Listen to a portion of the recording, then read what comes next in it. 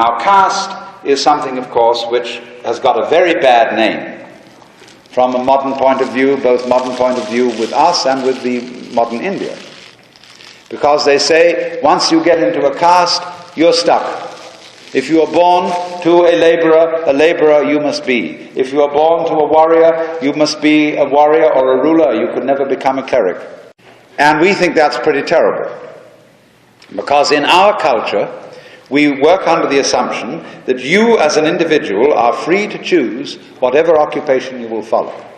But unfortunately, this involves going to school. And for certain purposes, going to school is one of the worst things you can do. For example, if you want to become a completely fantastic expert carpenter, you have to begin the trade at the age of 7 at the latest. And your father, if he is a carpenter, is obviously the best teacher you can have. In a very ancient form of agrarian culture, as in India or as in Japan or China, a young man who was son of a carpenter would become fascinated with his father's occupation. And that would mean a very special relationship would grow up between him and his father, which does not grow up in our culture, because most of us do not know what our fathers are doing. They go away to a mysterious office or factory where they do something called making money, as the main reason for the incidental occupation which they pursue there. But the children and the wife have no active part in that occupation whatsoever. They know Papa only as a kind of clown who returns home in the evening having made money, and one dad's money is the same as another dad's money. It makes no difference, except that everybody wants more. They don't give a damn how he gets it, so long as he doesn't complain too much. So the child, instead of learning and participating in his close father relationship, in learning an occupation or a trade or an art, is sent off to an impersonalized institution to be taught to be everything and nothing, and therefore doesn't learn early enough any craft so as to become a true master of it. What is happening, for example, in Japan, where a father can no longer apprentice his son at 7 years old to become a carpenter because he has to send him away to school to learn to be an insurance salesman. He can't teach his child, and then comes high school. And then when the kid gets out of high school, he's interested in girls. And it takes him until he's about 22 to be able to settle down to learn carpentry. And it's too late. Too late to attain real mastery. Because a great Japanese carpenter never uses a plan. He doesn't need a drawing. He does it all by eye. And can fit the most complicated joinery together by eye. And it's the same with the arts of weaving textiles, of making superb ceramics, jewelry. Any kind of gorgeous craftsmanship depends on beginning as a child. And so, all right, we can't buy it anymore in this country. There is not, on any kind of commercial basis, great craftsmanship available here. We have to go abroad to get it, to so-called primitive societies. We must be content with plastic simulation. So let's start breaking down some of the specific points that you talk about in the book about the ways that people are basically conditioned in their school years, including conditioned to accept constant panopticon-like surveillance, conditioning to accept dependence on outside authority for validation of one's own self-worth, conditioned to basically submission to authorities, etc. So many different aspects of this. Let's start talking about some of those ideas. Well, that's really what it comes down to. This is why I believe that school is harmful, and school has been harmful for generation after generation after generation and continues to be. And one of the most dangerous side effects or symptoms, like you were just saying now, is that It's so difficult for people to accept that truth. That is a condition of the conditioning in and of itself. Most of us grew up in this system. It's very hard for us to accept that our entire lives were a trick, that we spent 15 years of our childhood inside of a system that has tricked us. Or it's even more difficult for parents to accept that they are putting their children back into that same corrupt system. And I even speak to parents that are would consider themselves outside the box, quote unquote, or outside of the mainstream, and they will talk to me about politics, and they will talk to me about anarchy and 9/11 and vaccine issues or whatever other issues, controversial issues that are out there right now. So then I introduce the schooling to them, and all of a sudden that's shocking. So the conditioning runs so deep, and we really need to look at ourselves and say, okay, what have we done here? How damaging has this conditioning become to society and culture, and how long has it been going on? We want to know, what do you think about the public school system, and what should parents know as they look at all these various problems like Common Core curriculum and numerous problems in the schools? What should they know, and what do you think about the public school system? Well, on the one hand, you have what parents actually want. A parent concerned with their child wants their child to get a good education, to know what's going on in the world, to understand math, reading, history, whatever, so that they can get along in the world. And I think it's, most parents probably assume that the purpose of school is that, and it's not. And so a lot of people, when they look at the results that schools get, think, wow, this, it's not working. It actually is working, but it's to accomplish something completely different, which is not to empower and enlighten your children. It's more often to basically to train them to be obedient. And so the parent, the easiest thing is, well, I'll dump them off to an institution and hope the institution does a good job. Unfortunately, that is not at all the way that your child will be best served. If you actually want your child to be empowered and enlightened and curious, and you can actually, you can look up what the American school system is based on, the Prussian system. And if I told you what it was, you'd say that's a crazy conspiracy. Look up the Prussian indoctrination system. It's all public. It's not a secret. And you'll realize why the public schools do such a bad job, because they're actually doing a good job of something completely different. And as a parent, we unschooled our daughter, who's now 18, and it's a very different experience if you're not raising your child to be an obedient subject. You're showing them how to be a human being. They start out as little incompetent people, but they're already people. And they don't really need to be, trained to be this obedient robot. I think the moral way to look at your child is it's your job to help them become what they're supposed to be. And if you ask me, what they're not supposed to be is an unthinking, easily controlled, commodity.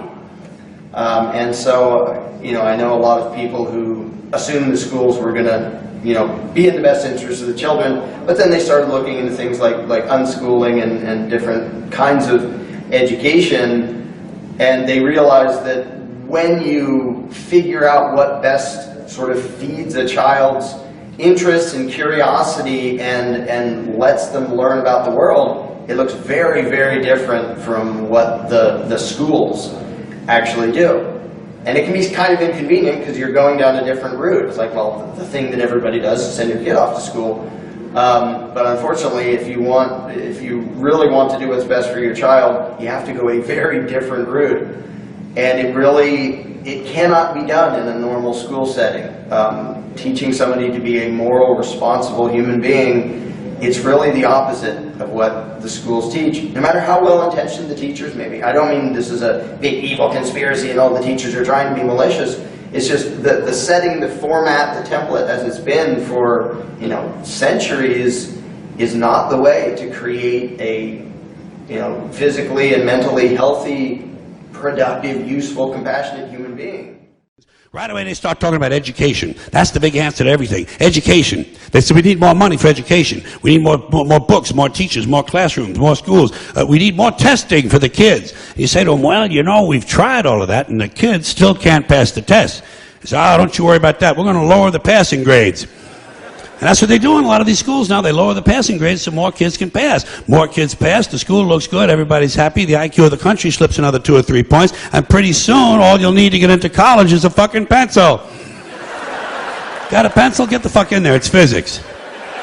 Then everyone wonders why 17 other countries graduate more scientists than we do. Education! Politicians know that word, they use it on you. Politicians have traditionally hidden behind 3 things: the flag, the Bible, and children. No child left behind. No child left behind. Oh, really? Well, it wasn't long ago you were talking about giving kids a head start. Head start, left behind? Someone's losing fucking ground here. So we are now on to educating people to conform to a pattern, become businessmen, scientists, writers, and so on. Education is not bringing about good human beings, good in the sense holistic human beings, beings who are not fragmented, broken up, and therefore they lead a life of contradictions, conflict, misery, all that follows. So we are asking, what is right education? Isn't it? Will education, that is, to teach people how to be good, is that possible? Human beings need to have knowledge. To be a good scientist, you must have knowledge. To be a good doctor, surgeon, you must have a great deal of experience, great deal of study. So, as long as we are trained to be professionals, I don't see any possibility of being really free, holistic. So, education as it is now is really, if I may point out, it's rather destructive. And it's a very, very complicated subject, because there is on one side there are the parents who want all their children to be educated, to have good jobs, conform to a certain pattern, culture, society. And also at the same time, there are people asking that they must be free. The two are incompatible. So you have not only to educate the parents, you not only educate the educator and the student. It's a very complex process, educational. And again, as we talked this morning, there are very few people who want to be really educated in the proper sense of that word. That means proper schools, proper universities, right kind of study. Is the cultivation of the mind, not cultivation of a particular subject. Okay, the 2 questions were, the first was about compulsory education, which is basically imprisoned authoritarian indoctrination, and it's completely immoral. There's actually, I've helped with some videos that Josie the Outlaw has done. One is called The Prison by Any Other Name. It is about compulsory education and how it isn't teaching people to think, it's teaching people to accept slavery. So my short answer is it's immoral. You don't get to imprison people just because they're little. Well, in Hawaii this past year, we homeschooled our children, and we also coincidentally rented office space from a major company which creates homeschooling curriculums. And on their letterhead, they had the motto, "You are your child's best teacher." And we found out how hard it is to live up to that ideal. And yet, in a way, we also found out how rewarding it was to attempt it. When we return to Northern California, our children will go to public school. I think basically you have to not leave it up to the school. You have to check in on what's going on and input into the process. I don't feel that I can give a very deep answer to this. I think it's one of the most perplexing problems. One thing I think that's terribly wrong with education is that there is no sense of history instilled in people. And history has almost as bad a rap on it as mathematics. And yet these are the two modes of thought which I think would do the most to anchor us, because they both are about different forms of grounding. One grounds in eternal demonstrable principles, mathematics, and the other dissipates amnesia. It's a very weird thing that somebody can't tell you, isn't quite clear on whether event X happened in the 13th or the 16th century. I mean, after all, 13th, 16th, 19th, how would you like to be, so imprecisely perceived in somebody's mind that they couldn't get within 300 years of where you lived and died? So the lack of a sense of history makes us really prey to manipulation. That's why I am cynical enough to believe that the de-emphasizing of history that's gone on in American education over the past 30 years is almost the equivalent of a plot.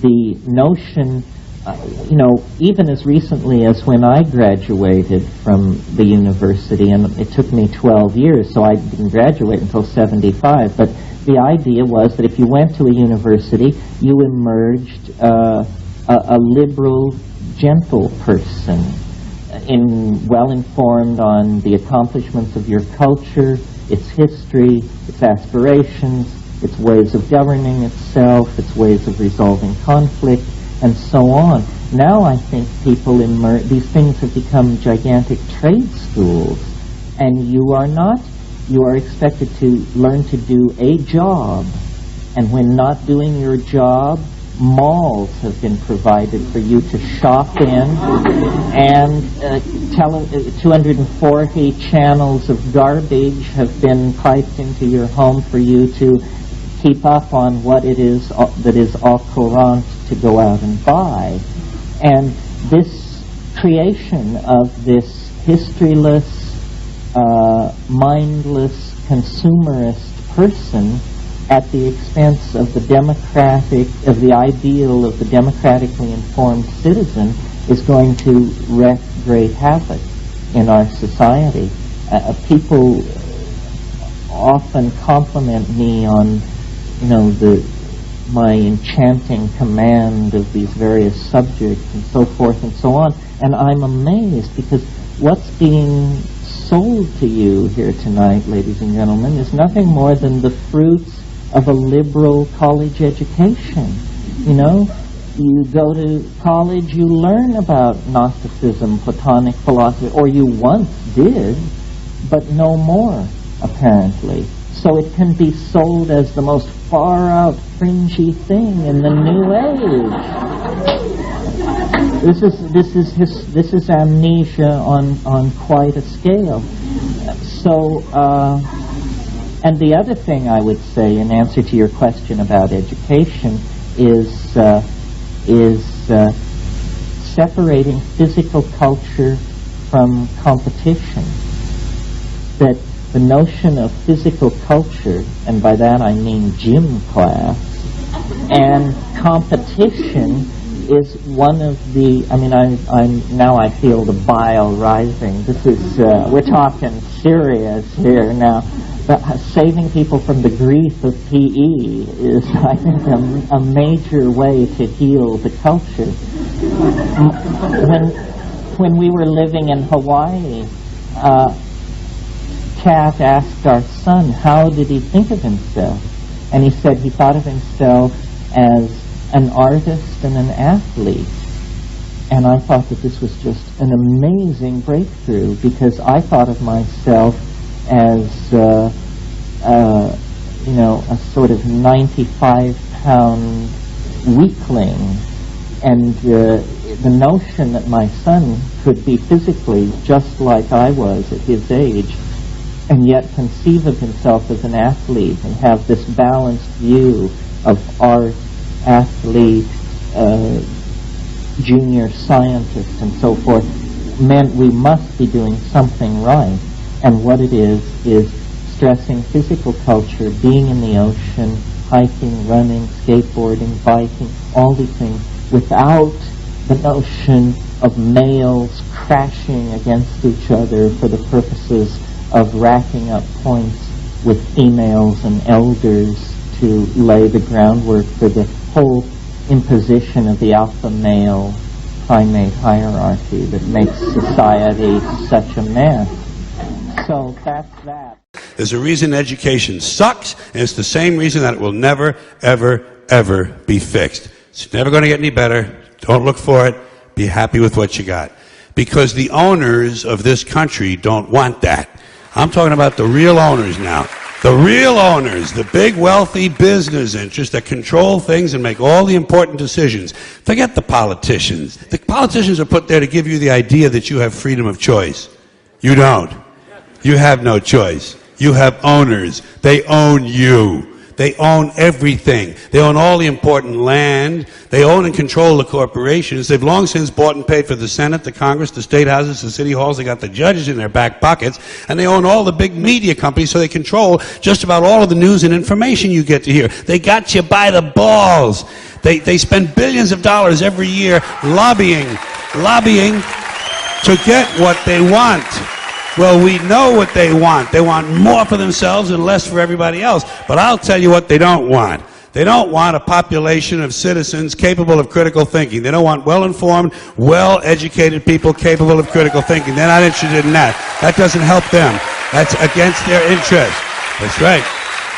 And we're talking about the education system and what it does to children and how parents can escape that. And I think the first thing we have to do is challenge our assumptions and the conditioning that we've been talking about. So just before the break, we mentioned the idea of denormalizing the idea of schooling and education that we've grown up with, because it's so important to realize that, in fact, the compulsory education system that we've all just come to accept as the norm for human society has, in fact, only existed in its current form for a very relatively short time when we look at the time frame of civilizations. So, Lorette, let's start looking at some of that history. And for example, in the early 20th century, this was still something that was being argued about at the federal level. And you had people like President Wilson trying to argue for why we needed to have compulsory education.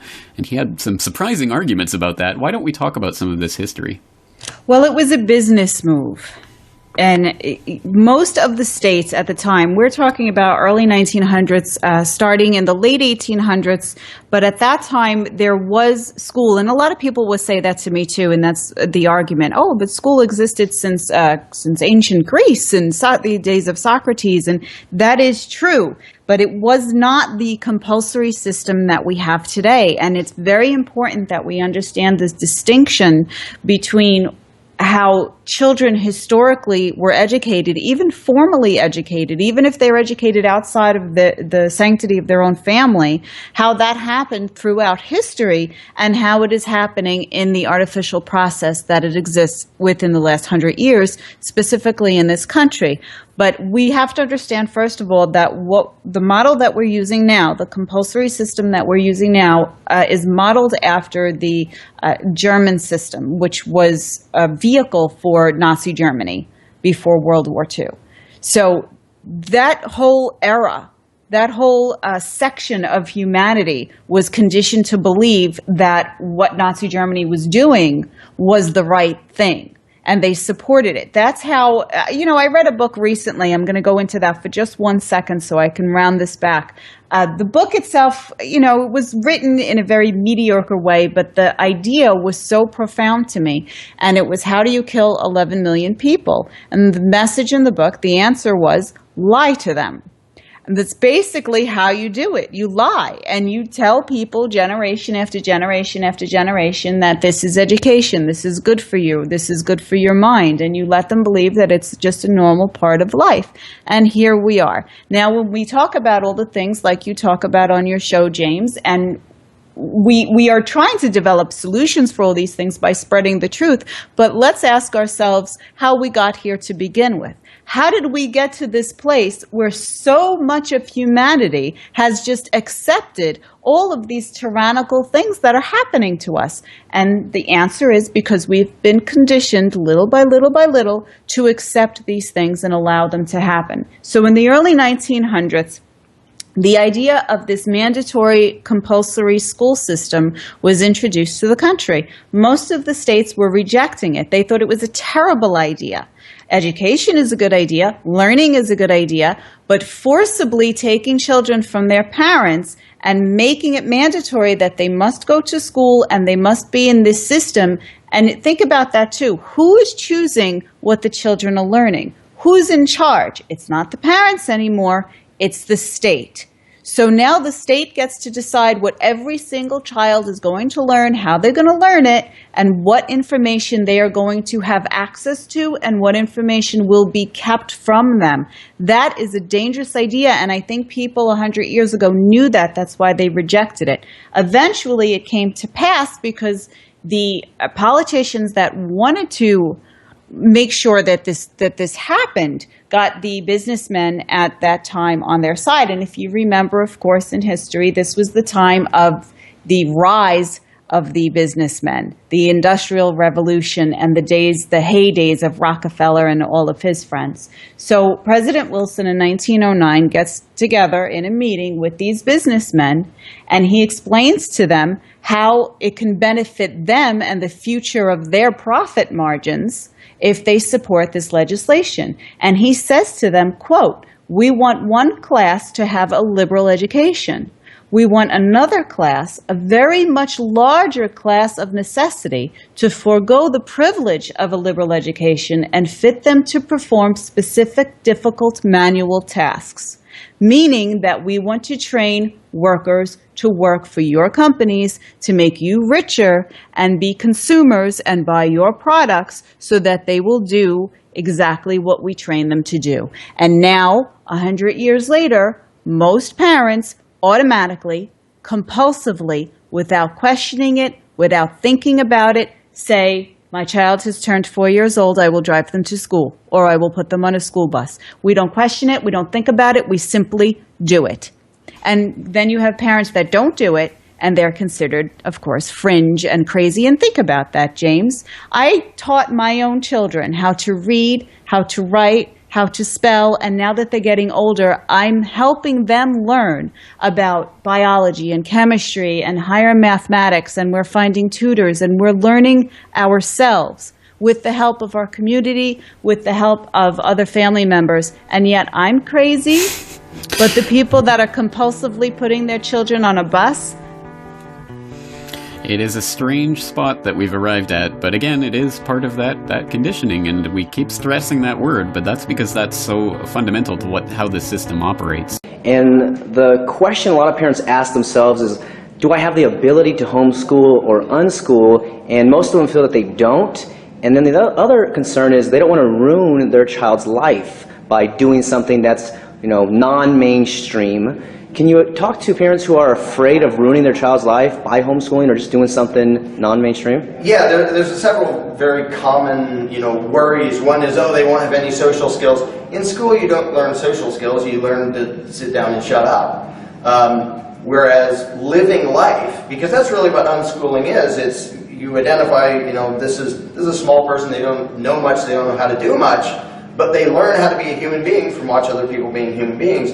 Whereas a classroom is a completely artificial environment. You don't learn social skills there. You learn how to, be with a bunch of people who are just like you and sit still and not say anything. And then there's an authority figure that you obey. That's not what the rest of the world is.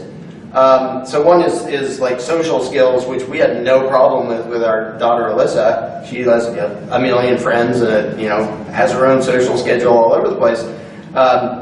And then another one is like, will they learn things and will they... It's so much, if you're of the mindset that children don't care about anything and aren't curious and you have to like force them to learn things, not only is that not true, it doesn't even work. Like, if you let them pursue what they're interested in, and you can guide them and nudge them in directions, but if they want to learn, a child who wants to learn something, they're going to learn it. That's what a child's brain does, is it learns things. And I actually think school is like the best way to kill the desire to learn, is stick them in the chair and have them, make them listen to things they don't want to hear. So in most cases, you're going to find that basically if you unleash your child, they're going to learn things. And you can find mentors, and if you don't know that much about this subject, you find somebody who does, and they hang out with them and they learn things. And there's literally 1,000 different ways you can do it. You don't have to know everything in the world to have your child, especially in the age of the internet. You don't have to know everything in the world for your child to learn all sorts of different things about everything they need to survive and thrive in society.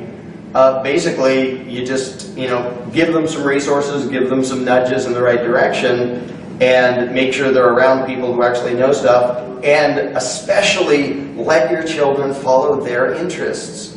And I would point out, the last concern people often have is, well, what if my child is never interested in reading or never interested in that? People do things at different times, and that's not the end of the world. I mean, there are a bunch of people who are geniuses who didn't even talk until they were 6.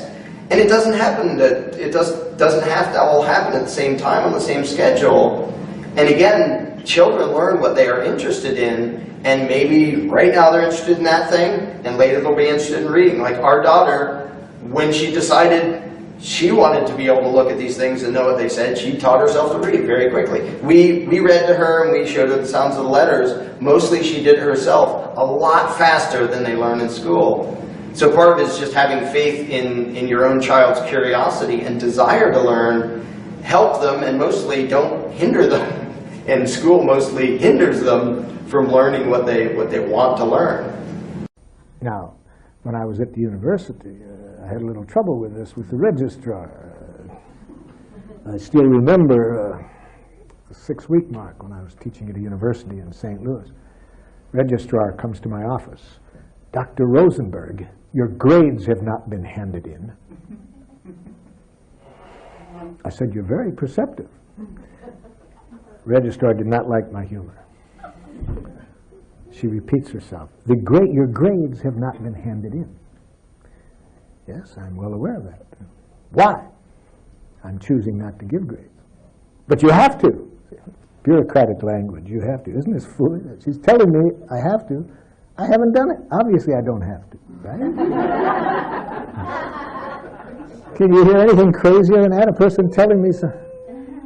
You have to. I said, I'm choosing not to give grades. Why? It's against my spiritual beliefs. Why? I said, half the students at this university are black, half are white. Blacks get 80% of failing grades. I choose not to participate in any evaluation scheme that differentiates on the basis of race or culture. Also, research shows that the more grades are given, the more students lose perspective on the worth of what they're learning. So then they learn not for the value of what they're learning, but for the extrinsic rewards, which of course is what is the purpose in a jackal culture. You want people to get used to working for extrinsic rewards, things like salaries, so they'll be able to pollute the environment or do anything else as long as their boss tells them to do it. And they get their reward, so that's what you want to train them for in schools. Well, this one, I said, the one area that they said, but we have to have accountability. I said, now that, I share the university's desire at that level. We do need to know whether people have learned what, the course involves. I said, I will give you at the end of the course of instruction a measurable assessment of what students could do at the end that they couldn't do at the beginning. In this respect, I'm far more accountable than a teacher who gives you a C or a D. You don't know what that student can do. you will know what each of my students can do at the end that they couldn't do at the beginning. So because of that, I was being more accountable, so they didn't fire me for that.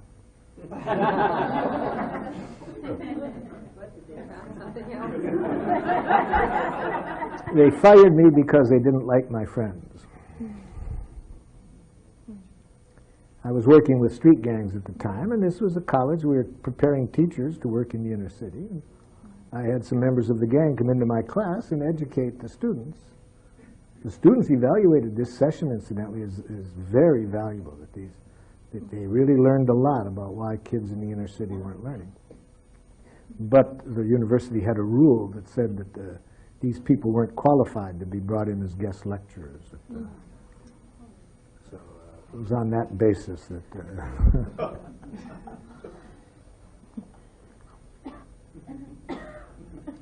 that was not a problem. I wasn't expecting to stay around very long.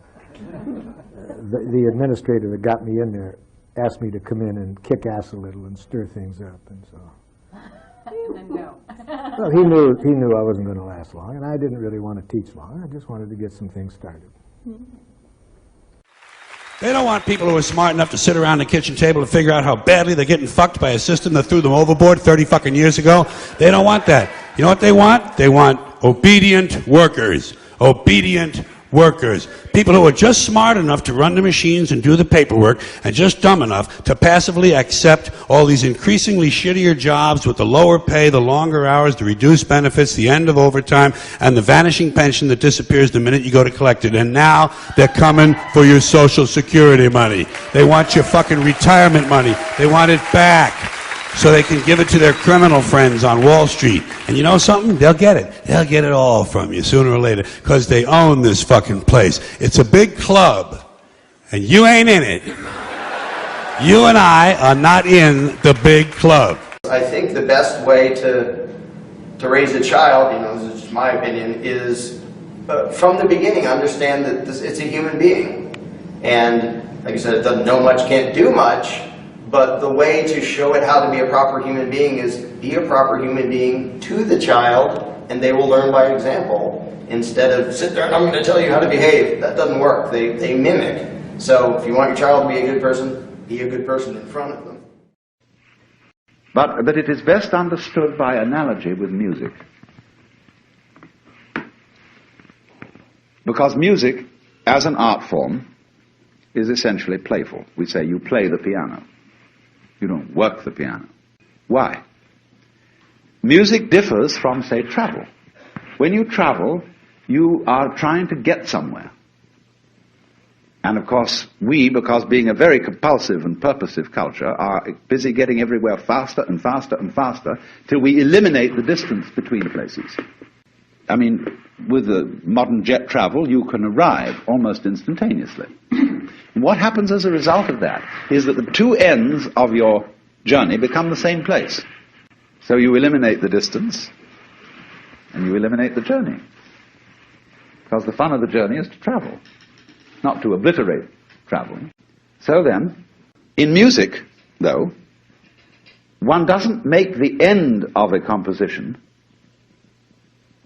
the point of the composition.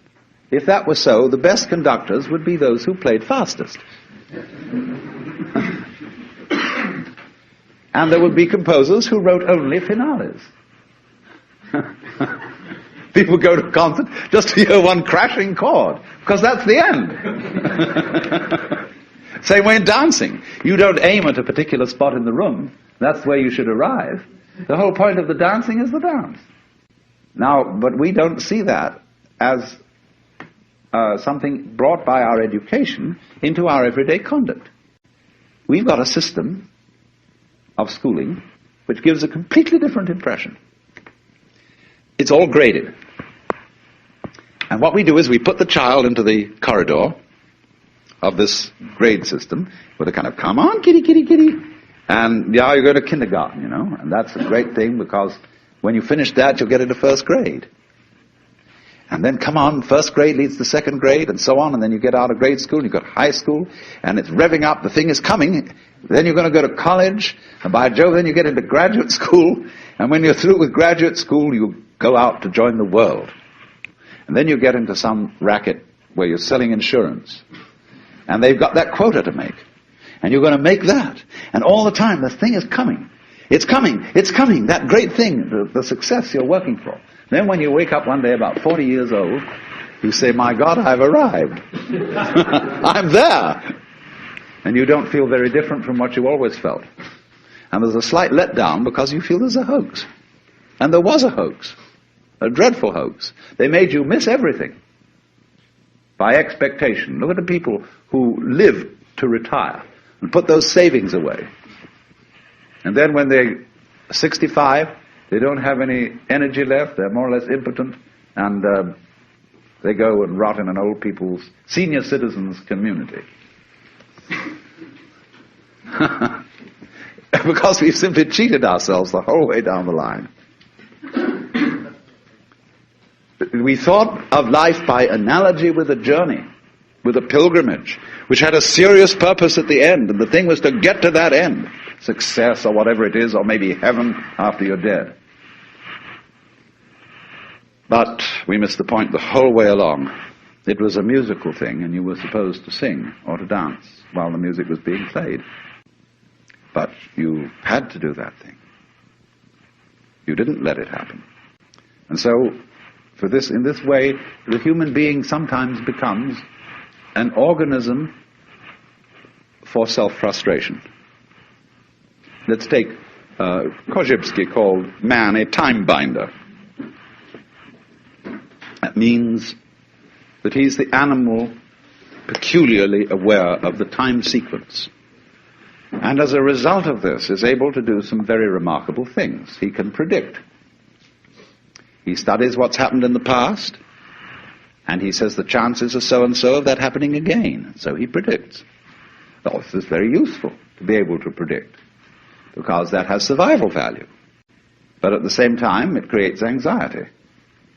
You pay for this increased survival ability involved in prediction by knowing that in the end you won't succeed. You're all going to fall apart by one way or another. It might happen tomorrow, it might happen 50 years from now. But it all comes apart in the end. And people get worried about that. They get anxious. So what they gained on the roundabout, they lost on the swings. If you see, on the other hand, that existence, this is, as I said, my basic metaphysical assumption, which I won't conceal from you, that existence is musical in nature. That is to say that it is not serious. It is the play of all kinds of patterns. We can look upon different creatures as we look at different games, as we look at chess, checkers, backgammon, tennis. There's the tree game, the beetle game, the grass game. Or you can look at them as you look at different styles of music, mazurkas, waltzes, sonata, etc., all down the line. There are all these different things doing their stuff. And they're going to-do-to-do-to-do-to-do-to-hoo-de-do-de-do, in different rhythms. And we're doing that. If you were in a flying saucer from Mars or somewhere, and you came and looked, try and make out what was living on this world, from about 10,000 feet at night, or early morning, you would see these great ganglia with tentacles going out all over the place. And early in the morning, you see little blobs of luminous particles going into the middle of them. See? And then in the late afternoon or early evening, it would spit them all out again. And they'd say, well, this thing breathes. And it does it in a special rhythm. It goes in and out, in and out, in and out once every 24 hours. But then it rests a day and doesn't spit so much. It spits in a different way. That's a kind of irregularity. And then it starts spitting all over again the same way. Well, I say that's very interesting. That's this kind of thing we have. See? This is something that goes this way. You see? Now, existence, you see, is something that is spontaneous. The Chinese word for nature, ziran, means that which happens of itself. Your hair grows by itself. Your heart beats by itself. You breathe pretty much by itself. Your glands secrete their essences by themselves. You don't have voluntary control over these things. So we say it happens spontaneously.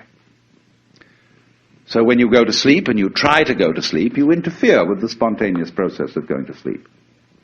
Try to breathe, real hard, and you find you get balled up in your breathing. So if you're going to be human, you just have to trust yourself to have bowel movements and go to sleep and digest your food. Of course, if something goes seriously wrong and you need a surgeon, that's another matter. But by and large, the healthy human being doesn't, right from the start of life, need surgical interference. And he lets it happen by itself. So with the whole picture, that is fundamental to it. You've got to let go and let it happen, because if you don't, you're going to be all clutched up.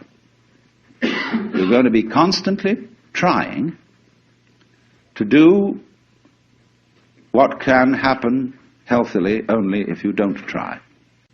And when people, when you think a bit what people really want to do with their time, what do they do when they're not being pushed around and somebody's telling them what to do? They like to go, they like to make rhythms. They listen to music, they dance, or they sing, or they do something of a rhythmic nature, playing cards, or bowling, or raising their elbows. Everybody wants to spend their time swinging. That's the nature of this whole thing we're in, you see. It likes to swing. That's why it does it. Are you for gun control? Yeah. Who should control the guns? Who should control the guns? Probably the government. Do you trust the government? No. You don't trust the government, but you want them to control the gun? Okay, do you, so you're for gun control? Oh, by far. In fact, I will say repeal the Second Amendment. Do you trust the government? Well, but no. Who should control the guns? Who should control the guns? I say get rid of all the guns. Right, who should be the ones to do that? If we don't trust the government can't be trusted. Who's left to control the guns? Don't!